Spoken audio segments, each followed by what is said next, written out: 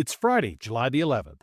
Big stuff today. The Heartland Flyer gets a one-year lifeline, and State Superintendent Ryan Walters wants teachers from woke states to pass a new ideology test.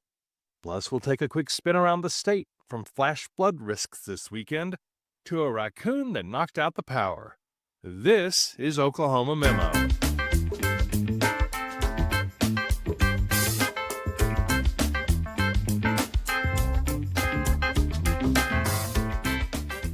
Well, happy first day of Big Brother season to all who celebrate. I do, and my family does, and we watched the opening episode tonight, and we were introduced to a contestant from Luther, Oklahoma. Riley, I believe his name is. He's in the house, and he's part of Oklahoma Memo today. There's a story from Luther Register News, Don Shelton with the story, all about the bull rider from Luther, Oklahoma. It was a good episode. No spoilers for me. There is a little twist, but when is there not a twist? Expect the unexpected. I've been a long-time Big Brother watcher ever since season one. And season one, for those of you who are big fans of the show, was so much different than the rest of the series. Great show. We'll talk about it from time to time, but I promise no spoilers. I know many of you watch this on DVR, YouTube TV, CTV, wherever it might be. But it's a fun show. Let me know if you're a fan. Put it in the comments or message me at news@oklahomamemo.com. All right, let's get into it. We've got big news out of Oklahoma City and Fort Worth today, as we heard late Thursday that the Heartland Flyer, that passenger rail route that's been moving folks between our two states since 1999, is safe for at least another year.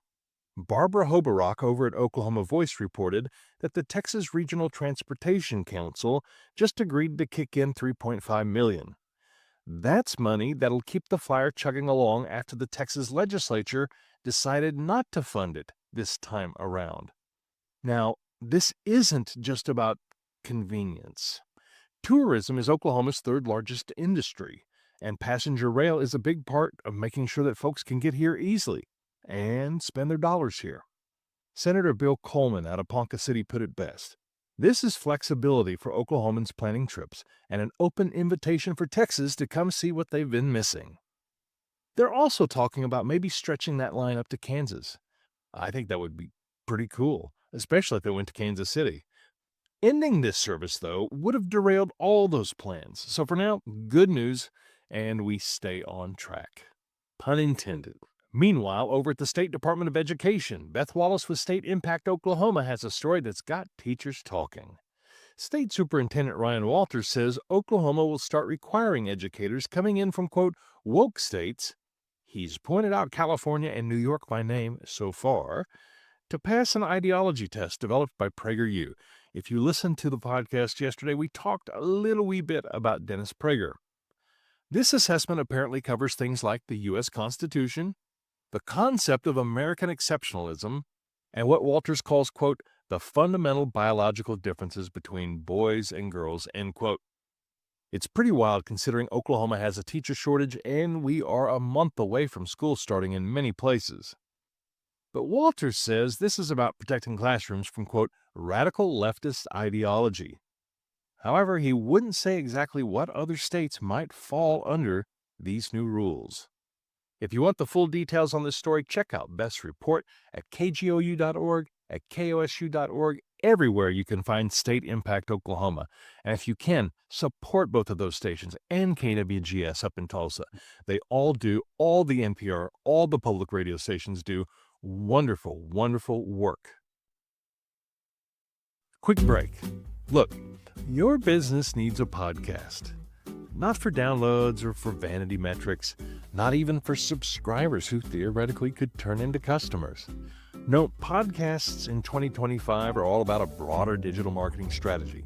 They're all about audio and video. Did you know that podcasts are video also? Video clips for YouTube, LinkedIn, Instagram, Facebook, TikTok, Twitter, Snap, whatever comes next. Blog posts written straight from your own conversations. That's right, those podcasts can turn into articles that go on your site that could turn into earned media. And those articles could also pop up in those AI summaries and Google snippets. That's what the next generation is using to search, to find you. But hey, Who's got time to build all of that, right? Well, I do, your venerable host. My name is Ryan, the host of Oklahoma Memo, and I'm also the founder of Doable Digital Media. Send me your CEO speaking at a conference, leading a panel discussion, or even a sharp internal training, and I'll turn it into a full podcast with music, cover art, hosting, clips, the works, all included, $500 an episode. It is a bargain. Message me, Ryan at doabledigitalmedia.com or news@oklahomamemo.com. Let's make this happen. All right, let's swing around the state from Guymon to Idabel, Altus to Miami, with what I like to call the Oklahoma Rundown. Here are 10 of the most important stories of today, and note that I've got up to like 25 stories in the newsletter. Topping the list, the Oklahoman says flash flooding could hit parts of Oklahoma this weekend. Keep an umbrella handy or a kayak. No joking about this, though. Let's talk. My wife and stepdaughter and I, we're headed out to the drive-in in Chickasha tomorrow night. We're going to go see Superman. But I see a report tonight from meteorologist Chris Nunley, who works up in Utah, but he had a map of Oklahoma and a bullseye of rain, heavy rain. He said 4 to 9 inches of rain. That will produce flash flooding. And it had a bullseye over, guess, the I-44 corridor, of course. I just wanted to take a time in wake of the tragedy that happened in Central Texas to just remind everybody about best practices of driving and dealing with flash floods. Flash flood can turn your sea level, if you will, from X to X plus 30 very fast. That's what happened along the Guadalupe River. You have to pay attention to these warnings, even though we get dozens of them throughout the summer. When you're driving, if you see water, standing water on the road, and you can't see the bottom, you should not drive into it, even if you're in a big truck. And I just want to explain why. It's because the ground underneath the water, if it loosens, can break. Barriers can break, and then all of a sudden, your vehicle is being carried down a veritable creek. No matter how big you are, water is stronger. No matter how big you are, water is stronger. Flash floods are deadly serious. And this weekend, it looks like there's a lot of rain, and we're all sensitive to this right now. So I would just say Oklahoma standard applies. Let's take care of each other. If you're aware of a bad spot, let other people know. All right.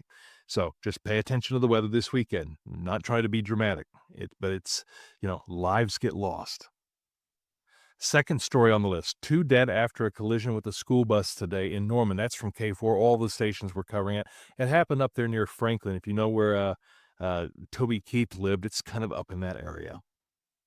Third on the list, from the Frontier, they report that Oklahoma wants a federal judge to fine big poultry companies millions of dollars for polluting the Illinois River. News 9 says authorities are investigating Romanian suspects tied to OKC EBT skimming. Sounds like a card scam of some kind. Next on the list, 4 Homeland grocery stores are closing across Oklahoma, according to the Oklahoman. That one is written by one of their interns, Gigi, who was a student at OU Nightly this past spring. She's a terrific journalist. All of those students at Gaylord, look at OU Daily and look at their newscast, OU Nightly. Wonderful journalism program there. Anyway, it's a tough story economically with grocery stores closing, but congratulations to Gigi on the internship. Broken Arrow police think a missing person case from 2012 is actually a homicide. That is from 2 News Oklahoma, KJRH. In sports, News 9 says Jalen Williams just signed a max deal with the Oklahoma City Thunder. That means that the Thunder have SGA, Chet, and J-Dub locked up.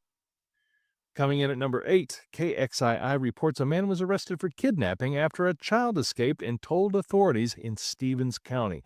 That's down there around Duncan. And then number 9, MACA. Paul McCartney is bringing his Got Back tour to Tulsa's BOK Center in 2025. That is from K2L. And last but not least, a raccoon is apparently to blame for a power outage down in Love County. K10 says he's all right. Can't say the same for the transformer. And that's all for this morning's edition of Oklahoma Memo. My name is Ryan Welton, and we'll be back on Monday. And who knows what other audio episodes might pop up. Maybe not this weekend, but definitely sometime soon. Be sure to subscribe to the newsletter at oklahomamemo.com follow us on TikTok, follow us on YouTube at Oklahoma Memo, and hey, rate and review this podcast. It helps more than you know. And if you have a tough criticism for me, message me at news@oklahomamemo.com. I'm a big boy. I can totally take it. Anyway, I do believe that covers it, dudes and dudettes. And on behalf of Oklahoma Memo, I'm Ryan. Be careful with the weather this weekend. Thank you for listening. Now play us out.